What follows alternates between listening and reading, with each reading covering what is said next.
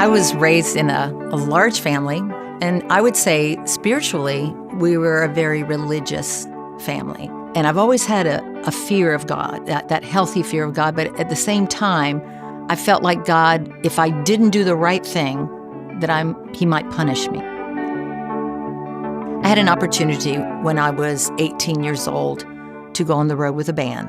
We traveled all over the place, all over the United States. It was such a new world for me, and I was exposed to things that were of the world. I ended up marrying one of the guys in the band, and it was not a healthy environment. I felt like even with this particular marriage that my parents were not pleased with me. I began to start to hide from people as though I was trying to hide my sin. After a couple of years, we got divorced, and I didn't want to tell my parents because it would be more shame and more disappointment. At this point in my life, I had really failed in so many areas. And I started dating another performer in the band, and we were getting very, very serious. I ended up getting pregnant, and here I am. I'm messing up again. I felt so much shame. And so we decided that we would have an abortion. And so I had an abortion. I never thought that would ever be a decision that I would make. But the shame was piled on so high, it was just so hard to bear. And so my heart became very hardened. It would be a few years down the road. I was up on the stage one night, and I went to sing, and nothing came out. My vocal cords were just shredded. I couldn't even speak. I was sitting at a Shoney's the next morning after I had lost my voice. I was sitting there. I remember God's voice saying, you know, if you don't use your voice for my glory, then you really don't need it.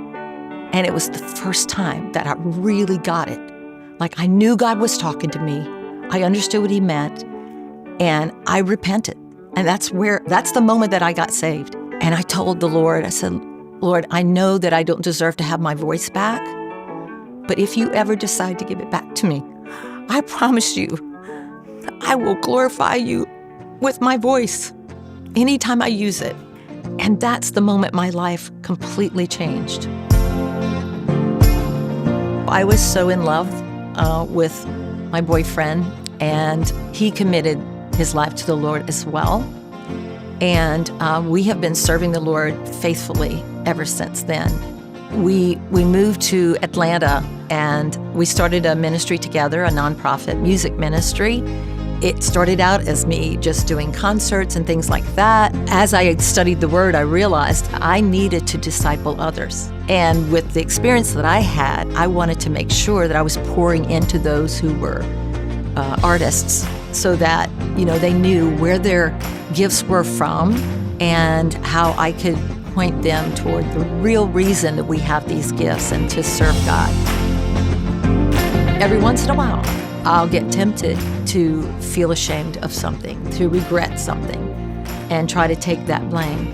But I get in the Word, and He reminds me who He is and how much He loves me. That boggles my mind, that He would love me so much that He would take that away from me, that He would forgive me, a sinner. My past was so scarred, and now He's taken all of that away. And I can rejoice in Him, and I can live a life that's free of shame, free of sin. Thanks to Jesus.